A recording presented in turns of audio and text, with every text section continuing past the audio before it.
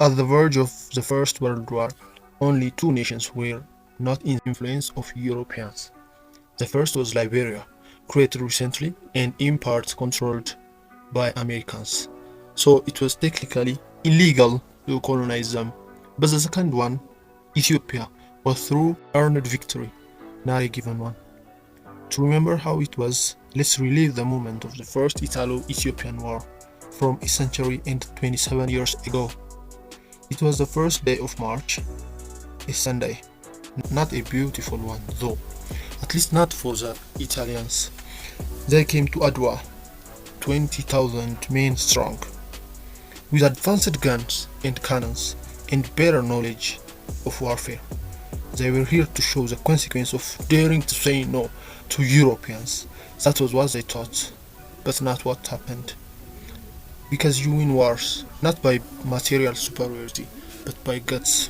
6 years prior to that, Ethiopians failed to help their brothers in Eritrea against the invasion of Italy, and now Italy had a base from where they could attack. The Treaty of Uchali is considered the main reason for the confrontation. It was signed by the Emperor of Ethiopia, Menelik, and the Italian King Umberto. But specifically at Article 17, there was intentional deception made by the Italians. The Amharic version of the treaty, which is the official language of Ethiopia, reads as Ethiopia can make connections to European governments through Italian authority. But the Italian version replaced the word can with must, which makes it Ethiopian must make connections only through Italian authority. This enraged the emperor, and because it is endangering sovereignty, refused to accept it. Italy picked arms to enforce the treaty by force or even gain more control. Having heard this, Emperor Menelik made proclamation for all men who could fight to get out and defend his country. So at that fateful day, 20,000 Italian soldiers, led by Oreste Barateri, were faced 100,000 Ethiopians, led by Empress Taitu, Nugus Takle Haymanot, Ras Makonnen Abba Jifar, Balcha Abba Nafso, and under the emperor of Ethiopia, Menelik. Although most of the army of Ethiopia consists farmers and peasants, and they were ill-equipped, a sense of patriotism could be felt in the atmosphere. Many were bare-handed, who were there just to die, rather than see their land taken, their culture disrespected, and their humanity stripped away from them. The Ethiopians' army was grouped under 8 leaders, whereas Italians were in 4 brigades, roughly 5,000 men each. The Italians prepared the previous day by making plans and strategizing. The next morning would be the good day, they thought. But when you fight on unfamiliar land, you don't follow hand-drawn maps without looking carefully, because they may lead you to the enemy territory. And that is what Albertoni with one of the 4 brigades did unintentionally. At the start of the war, 3 brigades went from strategic place and just got lost and were wandering.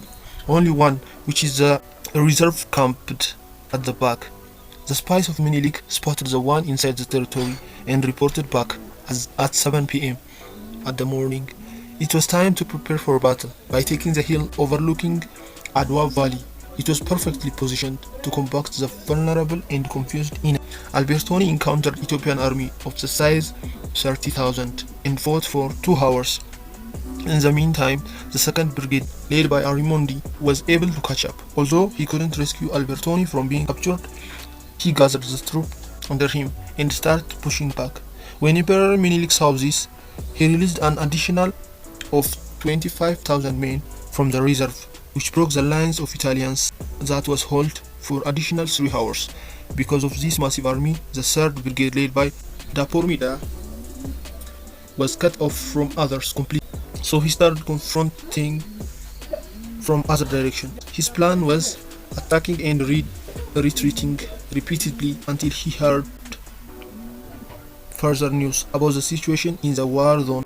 But his lack of knowledge of the place made him trap his brigades in a narrow valley, which is then annihilated by the coming Ethiopian army. When General Baratieri heard the news, he knew the battle was over, so he ordered systematic retreat. But the fleeing Italian soldiers had no sense to accept order, as fear struck their hearts badly. They threw their arms and ran to wherever possible. When fleeing, the Ethiopian army was able to cut off Arimundi and kill him. They pursued Italians as far as 15 kilometers until later afternoon. The Italians were disorganized and found in hidden places to be killed or imprisoned by Ethiopian farmers. With more than 6,000 killed, 1,500 wounded, the remaining retreated to earth. The victory was for the Ethiopians, around 4,600 wounded. They returned celebrating the victory of the First Italo-Ethiopian War, while Italian cities were busy by protesters enraged by the defeat. Italians have been holding grudges, and they did come for revenge 14 years later, with even better advanced technology, in order to write history. But Ethiopians never lost their patriotism and guts, and they showed the world that history does repeat itself. After the second defeat of Italy, Eritrea became part of Ethiopia, but in 1993 it broke away to gain its own independence. The fact that when Italians invaded Eritrea, Ethiopia couldn't help. Even after the Battle of Adwa was won, Ethiopians did not choose to push further, and free Eritreans play a significant role in that breaking apart. What is your thoughts on it? Give us your comments. If you like the video, give it a thumbs up and subscribe.